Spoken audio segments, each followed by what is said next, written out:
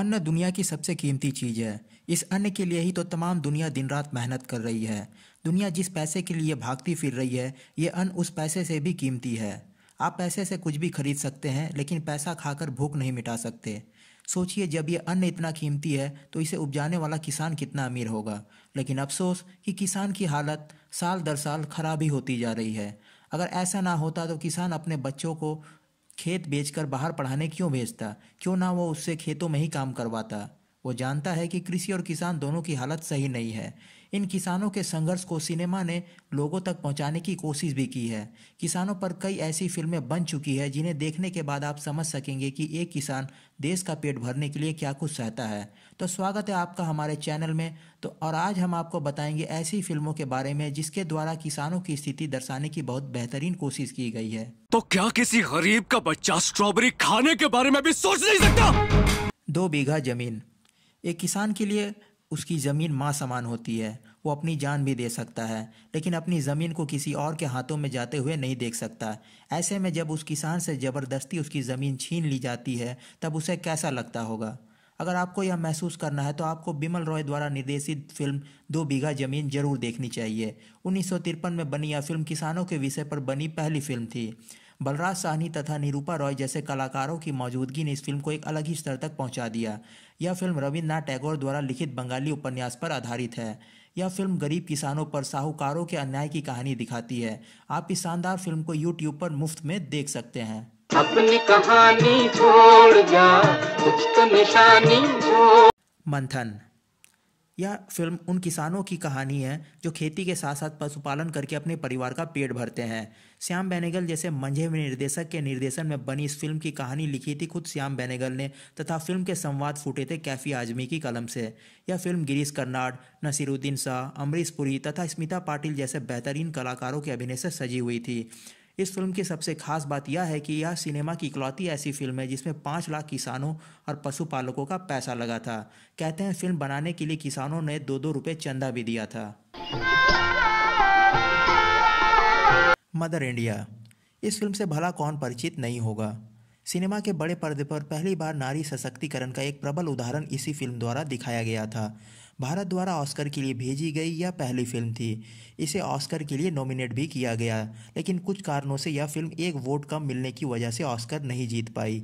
Film में एक माँ से लेकर किसान तक के जीवन के संघर्ष को बेहतरीन ढंग से दर्शाया गया है। फिल्म के निर्देशक महबूब खान इसी नाम और इसी कहानी पर पहले भी एक फिल्म बना चुके थे, लेकिन वह अपनी उस फिल्म से संतुष्ट नहीं थे। अगली बार जब उन्होंने फिल्म बनाई तो पूरे कास्ट को बदल दिया, सिवाय लाला सुखीलाल का किरदार निभाने वाले कन्हैया लाल के। अगर आपने अभी भी यह फिल्म नहीं देखी है तो आप इसे YouTube पर देख सकते हैं।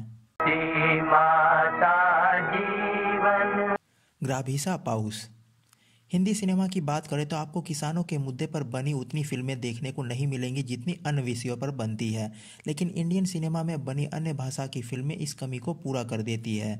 ग्राभिसा पाउस मराठी भाषा की ऐसी फिल्म है जो हमें एक ऐसे डर से रूबरू कराती है जो अमूमन हर किसान और उसके परिवार वालों के मन में बैठा रहता है। यह एक ऐसे किसान की कहानी है जो बहुत परेशान है और उसकी परेशानी का कारण है बारिश का ना होना। उसके गांव में कई सालों से बारिश नहीं हुई, जिस वजह से वह खेती नहीं कर पा रहा। उसकी यह परेशानी उसके परिवार वालों के मन में एक अनजान सा डर पैदा कर देती है। उन्हें लगता है कि कहीं किसान अपनी परेशानी से तंग आकर आत्महत्या ना कर ले।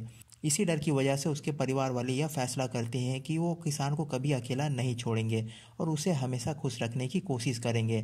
फिल्म के मुख्य किरदार को देखने के बाद आपका दिमाग एक बार सोचेगा कि इसे पहले कहाँ देखा है, तो हम पहले ही आपको बता देते हैं। इस फिल्म में मुख्य भूमिका निभाई है गिरीश कुलकर्णी ने। गिरीश को चर्चित वेब सीरीज सेक्रेट गेम्स में भोसले भाव के किरदार में देखा जा चुका है। यह फिल्म आप डिज्नी हॉटस्टार पर देख सकते हैं। मेरकू थोडार्ची मलाई एक मजदूर दूसरों के खेतों में काम करते हुए एक ही सपना देखता है, और वो यह कि एक दिन उसका खुद का खेत होगा जहां वो अपनी मेहनत से फसल उपजाएगा। तमिल भाषा की यह फिल्म भी एक ऐसे ही मजदूर की कहानी है। यह बेघर मजदूर लोगों का सामान सिर पर ढोकर एक स्थान से दूसरे स्थान तक ले जाता है। इस मजदूर का भी यही सपना है कि इसके पास अपनी खुद की ज़मीन हो। वो पैसे भी जमा करता है, लेकिन गांव के ज़मींदार उसका सपना पूरा होते हुए नहीं देखना चाहते। अब उसका सपना पूरा हो पाता है या नहीं, इसके लिए आप यह फिल्म ज़रूर देखें। इस फिल्म को देखने की एक और ख़ास वजह है कि इसके निर्माता तमिल सिनेमा के सुपरस्टार विजय सेतुपति हैं। विजय के लिए कहा जाता है कि वो साधारण कहानी नहीं चुनते, इसलिए अगर उन्होंने इस फिल्म को चुना है तो निश्चित ही इसमें कुछ खास बात होगी। आप इस फिल्म को फिलहाल नेटफ्लिक्स पर देख सकते हैं। उपकार। उपकार अपने समय की सबसे सफल फिल्मों में से एक है। कहा जाता है कि उस समय के सुपरस्टार मनोज कुमार, जो कि तब भारत कुमार के नाम से जाने जाते थे, ने यह फिल्म तत्कालीन प्रधानमंत्री लाल बहादुर शास्त्री के आग्रह पर बनाई थी। शास्त्री जी चाहते थे कि मनोज कुमार जय जवान जय किसान विषय पर कोई फिल्म बनाए। हैरानी की बात तो यह है कि मनोज ने दिल्ली से मुंबई की रेल यात्रा के दौरान मात्र 24 घंटे में यह फिल्म लिख डाली थी। इस फिल्म में एक किसान का देश के प्रति प्रेम दर्शाया गया है। एक किसान से ज़्यादा भला इस देश के प्रति कौन वफादार हो सकता है। वो अपनी सारी जिंदगी इस देश की मिट्टी में बिता देता है। खूबसूरत संदेश से सजी इस फिल्म को दर्शकों ने खूब सराहा था। आप इस फिल्म को YouTube पर देख सकते हैं। दुल्हन की तरह हर खेत सजे, दुल्हन की तरह हर खेत। पीपली लाइव। एक किसान देश का अन्नदाता है। वो खेतों में पसीना बहाता है, तब हमें अनाज खाने को मिलता है। लेकिन आज भी सबसे बड़ा अफसोस यही है कि अन्नदाता के जीवन का कोई खास मोल नहीं है। पीपली लाइव एक ऐसे ही सिस्टम पर बनी एक हास्य व्यंग्य फिल्म है। ऐसा व्यंग्य जो हंसाते गुदगुदाते हुए आपको अंदर तक भेद देता है। फिल्म में दिखाया गया है कि कैसे एक किसान की आत्महत्या पर राजनीति करने वाले अपनी रोटियां सेकते हैं और कैसे सरकार उसको मुआवजा देने से बचती फिरती है। फिलहाल आप यह फिल्म नेटफ्लिक्स पे देख सकते हैं। नहीं होगा, तुम कर लो ना। कड़वी हवा। कड़वी हवा हिंदी सिनेमा की उन फिल्मों में से एक है जिसके साथ नाइंसाफ़ी हुई है। इतनी शानदार फिल्म को ना तो लोगों तक सही ढंग से पहुंचाया गया और ना ही लोगों ने इस फिल्म के साथ न्याय किया। यह फिल्म कहानी है एक ऐसे गांव की जो सालों से सूखे की मार झेल रहा है। यहाँ किसानों का खुदकुशी करना एक आम बात हो गई है। इसी गाँव में एक बूढ़े बाबा हैं जो देख नहीं सकते।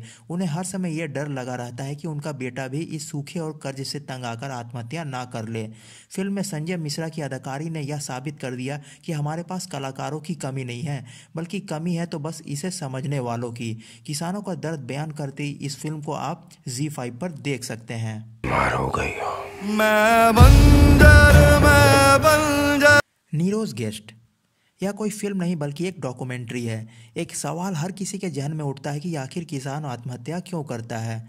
फिल्में देखकर, खबरें पढ़कर या बातें सुनकर हम सब अलग अलग अंदाजे लगा लेते हैं, लेकिन हम में से बहुतों को नहीं पता होता कि किसान की आत्महत्या का असल कारण क्या है। नीरोज गेस्ट एक ऐसी ही डॉक्यूमेंट्री है जो देश के किसानों की सही हालत और उनके आत्महत्या करने की वजह हमें बताती है। इस डॉक्यूमेंट्री में है देश के जाने माने पत्रकार पी साईनाथ। इससे ये समझने में आसानी होगी कि आखिर सरकार की योजनाओं का इन किसानों पर क्या असर पड़ता है और क्यों ये किसान अपनी जीवन लीला समाप्त कर लेते हैं। इस डॉक्यूमेंट्री को फिलहाल आप YouTube पर देख सकते हैं।